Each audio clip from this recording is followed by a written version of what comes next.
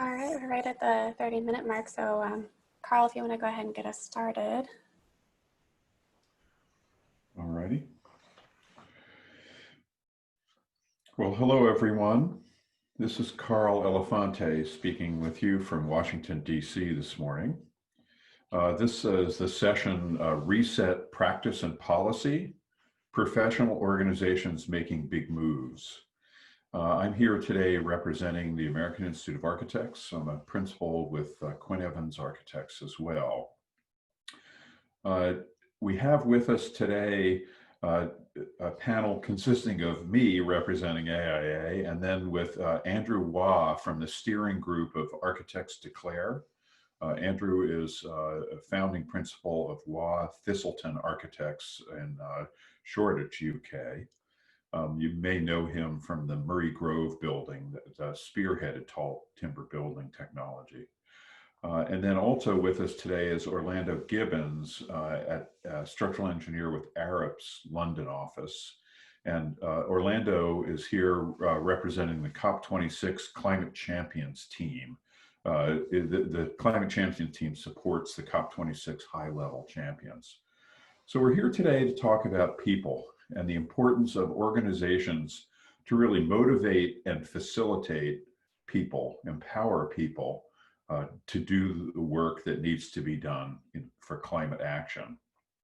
And that what we ultimately need to do is to sort of work through these two theaters of policy and practice in order to really make the changes that are necessary. And I'm going to start with a quick introduction to AIA, and I will share my screen.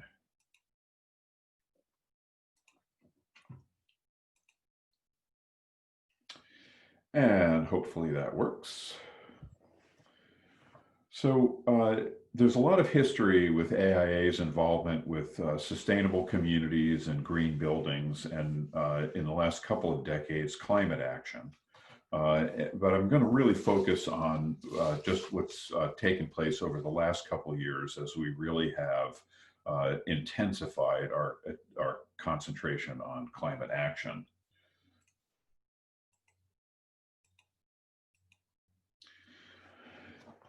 So 2019 was an important year where the American Institute of Architects Board of Directors really decided to focus on an issue to try to move the needle. And in doing so, started to throw this term around, the big move. And ultimately, over the course of that year, it really became focused on what does it mean for an organization of 95,000 plus architects to try to focus on climate action. And a lot of that really began with understanding that there's a big picture here and really how to ultimately relate our organization to that big picture.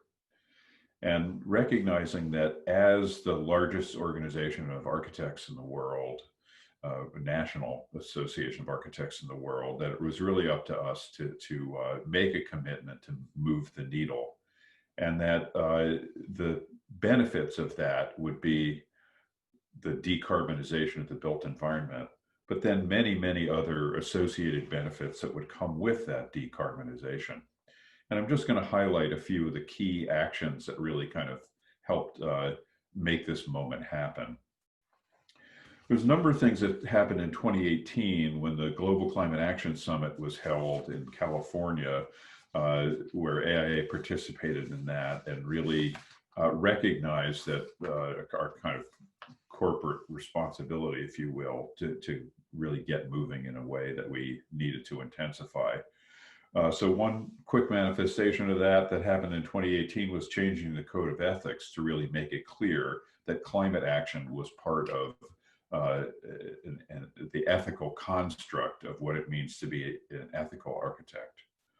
That same year, we constituted a blue ribbon panel on codes and standards that really went to the very core of health, safety, and welfare issues. And what does it mean as an architect to protect the health, safety, and welfare of the public?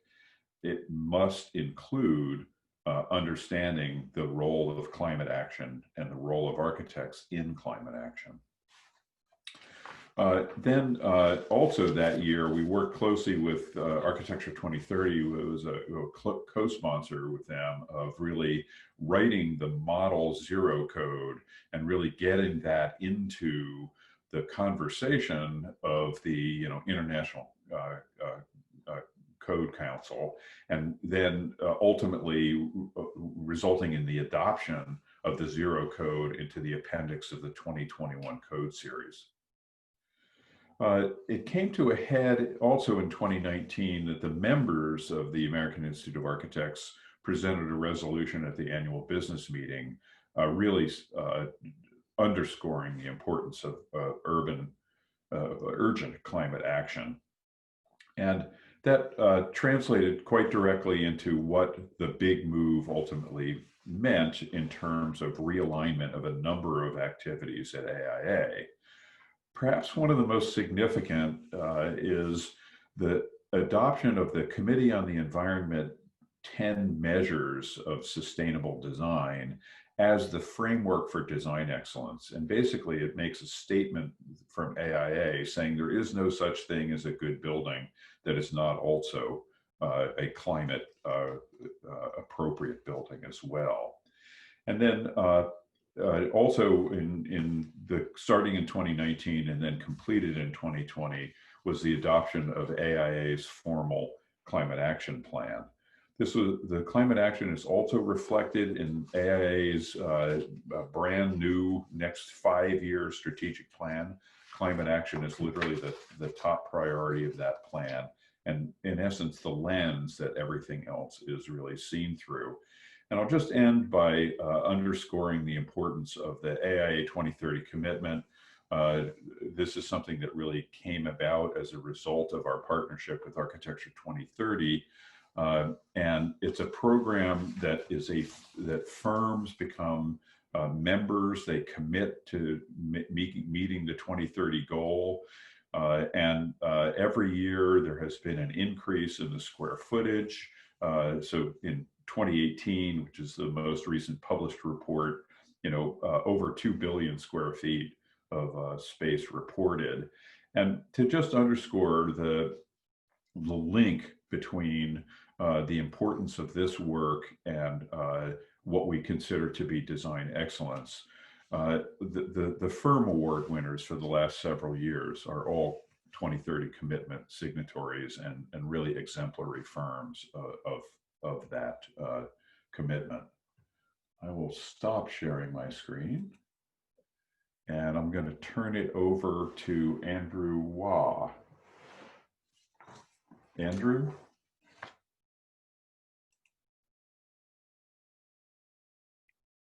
Hi, everybody. I'm here to talk to you this afternoon, wherever you are, about architecture. Architects declare a climate and biodiversity emergency. We are an organization, a group, a movement of declarations that have pledged a declaration toward mitigating the effect of architecture and construction on our environment. We are all aware, and I'm sure that we've listened to during the conference lots of issues and understandings around the kind of the climate emergency that we all face, and the next specifically around the next 10 years of climate emergency. We know that construction generates around 40% of global carbon dioxide. We know that a lot of those emissions are around the upfront carbon, the embodied carbon of buildings, and that this is something that we need to immediately deal with. And to turn around this industry to muster that kind of understanding between design consultants is really the core aim of Architects Declare. We take obvious inspiration from Greta Thunberg, from Extinction Rebellion and others, and we are proposing the principal reason of coalescing as an organization is around a strategy for change. So how do you change this profession? How do you redirect the values, the principles, the aims and ambitions of an architectural profession, of a construction industry? So we're looking at highlighting the shortcomings of the existing mindset, pointing out to people, discussing what it is that we're celebrating at the moment, what it is that we are, how we go about designing, how we go about building in the current era, and looking at what the shortcomings of that are, how we can do better. Looking at how we can build an international and a cross-disciplinary support for an evolving mindset, a shifting paradigm.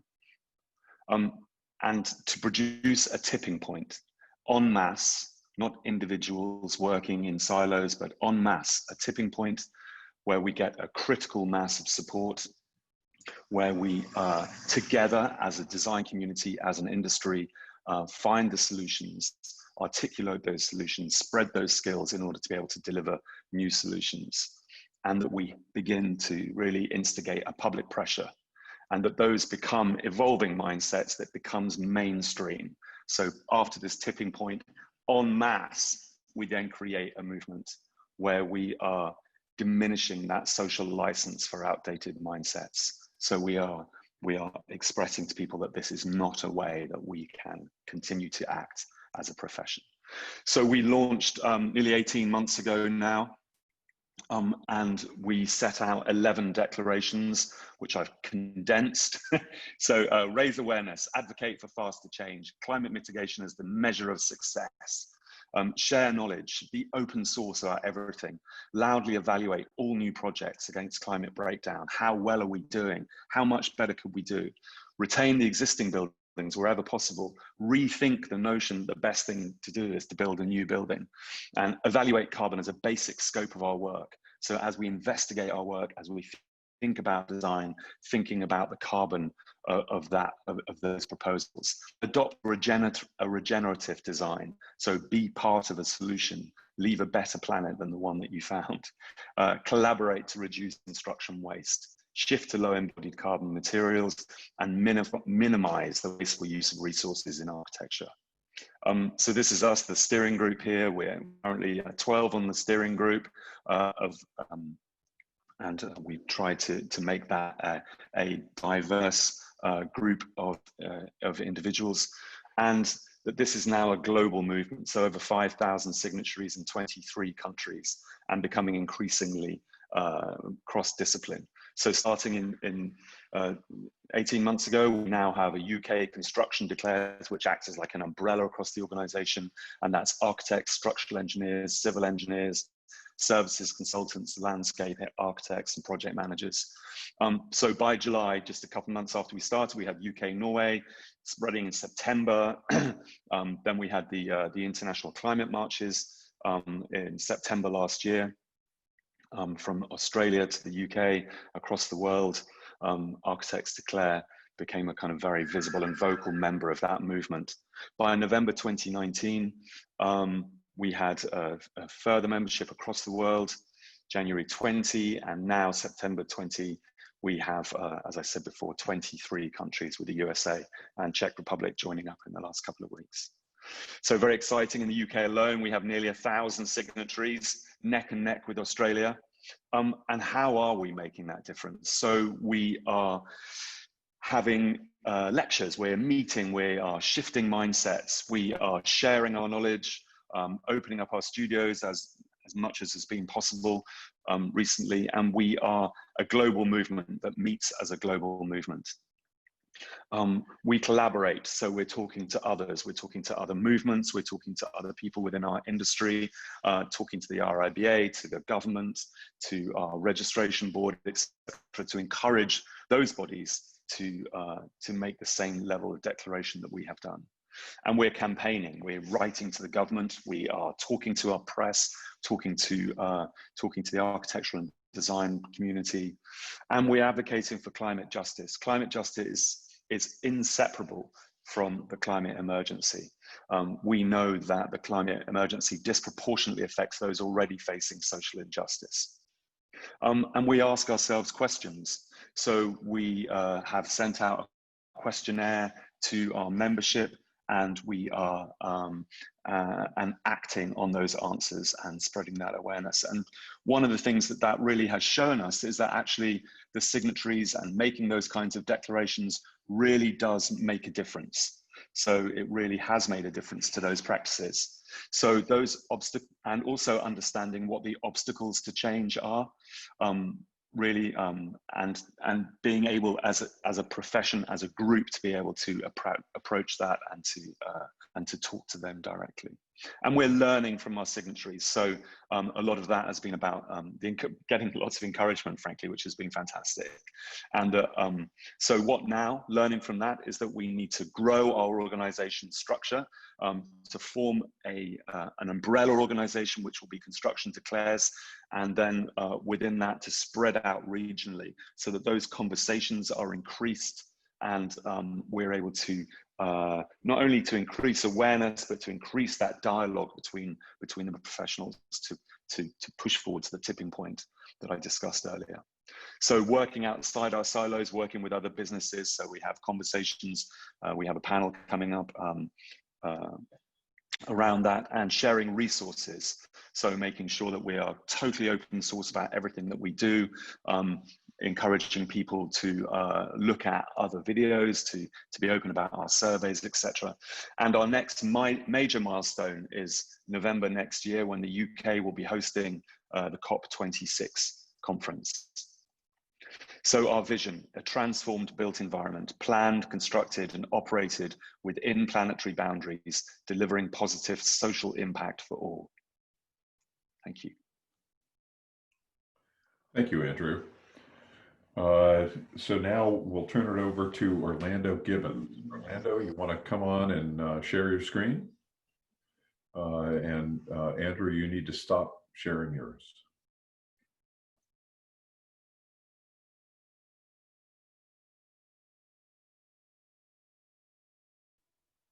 Hi everyone, can you see that? Yep, you're on. Fantastic. So thank you so much for having me on as part of this panel. My name is Orlando Gibbons. I'm a structural engineer at Arup, specialising in embodied carbon. I'm also on the COP26 Climate Champions team, focusing on the built environment, and I'm going to tell you about the exciting Race to Zero campaign and how you can get involved. So the Race to Zero is a global campaign to rally leadership and support from businesses, cities, regions, and investors for a healthy, resilient, zero carbon recovery that prevents future threats, creates decent jobs, and unlocks inclusive, sustainable growth. All members that are committed to the same overarching goal, achieving net zero emissions by 2050 at the very latest. And the campaign is led by the high-level champions for climate action, Nigel Topping and Gonzalo Munoz. Together with the Climate Ambition Alliance, the Race for Zero will form the largest ever alliance for net zero by 2050. Currently, its members constitute 53% of global GDP, 23% of global CO2 emissions, 2.6 billion people, and $4.72 trillion in annual revenue. So I'm aware that I've already covered some vocabulary that may be new to some of you, if you didn't already hear Farhana Yamin's great talk earlier about the road to COP26. So just going to take a step back a second. So COP, the Conference of the Parties, is the annual global United Nations Conference on Climate Change. It's the most important climate change event in the world. COP26, the 26th edition of this conference, will be held in Glasgow in the UK in 2021. And at COP26, government signatories to the Paris Agreement are coming together to pledge their next increment of decarbonisation. And Farhana brilliantly spoke about how important this event is. The high-level champion for climate action is appointed by the United Nations for each COP to engage industry with the Paris Agreement. This year, this position is filled by Nigel Topping, the incoming champion for the UK of COP26, and Gonzalo Munoz, the champion for Chile at COP25. The Climate Champions team, which I'm a part of, this is the first, it's the high-level champions technical advisory team, giving focus to each sector. And it's the first year of its existence, and I'm part of the built environment team within this. And the Climate Ambition Alliance is the country commitment to submit more ambitious climate action plans. and it was created just before COP25 in September 2019. So the commitments brought forward by networks and initiatives that become part of the Race to Zero campaign must meet a minimum set of criteria. They must pledge to reach net zero by the 2040s or by 2050 at the latest. Then they must plan, outlining steps they're going to take towards this and setting targets. Then they must proceed, of course, to take immediate action following these steps and meeting these targets, and must report progress at least annually, publishing this publicly. So how is this going to drive change? So by businesses and other non-government actors committing to net zero by 2050, this will build momentum around the shift to a decarbonised economy ahead of COP26. This will send a resounding signal to governments that the world is ready for decarbonisation and we are united with them in meeting the Paris goals, encouraging governments to strengthen their contributions to the Paris Agreement at the most crucial time to do so in our history. This is what is going to drive us to the goal of Race to Zero, which is to getting to net zero emissions by 2050 at the very latest. So how can your organisation become part of this race? If you're an initiative or network, you need to apply to become a partner by contacting the Race to Zero email address. If you are not an initiative or network, you need to commit to one of the initiative or networks that is already a partner of the Race to Zero. So what this means for businesses is that you need to commit to the Business Ambition for 1.5 degrees C commitment, which can be found through a quick Google. And for all other organisations, you visit the Race to Zero page of the UNFCCC website to find out which Race to Zero partner you need to join. So there are significant milestone events that punctuate the Race to Zero campaign in the lead up to COP26 in November 2021. And this timeline shows those happening before the end of 2020, and there'll be many more to come in 2021 as we build momentum to COP26. And at each of these milestones, updates of new commitments to the Race to Zero will be announced. I'd like to highlight one of these milestones to you, the Race to Zero Dialogues, a 2-week-long programme focusing on a different sector a day at the time of COP26 was originally planned to be pre-COVID. The one that you'll want to attend on the 18th of November will be the Built Environment Sector Dialogues. And at this event, you'll hear from a range of stakeholder groups covering pathways to net zero, collaboration, finance, policy, and industry leadership. And you'll also get the opportunity to see global climate action pathways for the built environment that we are working on with a number of global NGOs. And these pathways will set out actions that different stakeholder groups must take over the next 30 years to get our industry to net zero. So, as well as making sure your organisation joins the Race to Zero, how can we all be part of a COP26 and push our industry to net zero? Well, we all need to do everything we can to minimise whole life carbon of all of our projects, and we need to do it now. We have to get started. We need to shift our collective mindset, as Andrew so eloquently explained earlier. We have to be bold to do this. Architecture 2030 is such an important part of doing this through spreading their ambition and optimism. And for all of us, from students still at university to CEOs, we must show leadership. We need to overcome difficulties, and through this, and to do this, we need to collaborate and influence with the industry around us. And every stakeholder has a crucial role to play. So join the Race to Zero, momentum's building, just make sure you're part of it. Thank you very much for listening. Well, thank you so much, Orlando. And can I ask you to stop sharing your screen, but to stay on camera? And Andrew, will you start your video up, and let's all the 3 panelists get together on screen here together. So we have a few minutes for a couple of questions. And just wanted to start with asking, it's really important for us to not just be reaching people who are already committed to climate action. We really need to be reaching everyone across the spectrum of interest related to climate. I'm curious as to what things that you might be engaged in that are specifically aimed at people who maybe aren't already involved in climate action, and how to get them on board.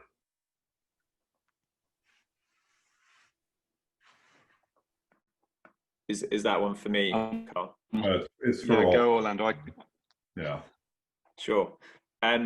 So I mean, I think it's I think an important part of this is the messaging, in that really this is becoming the new normal, in that we've got to be considering this in order for the whole world to live good lives in the future. I mean, it's so important to make sure that we minimize climate shocks that happen to communities all around the world.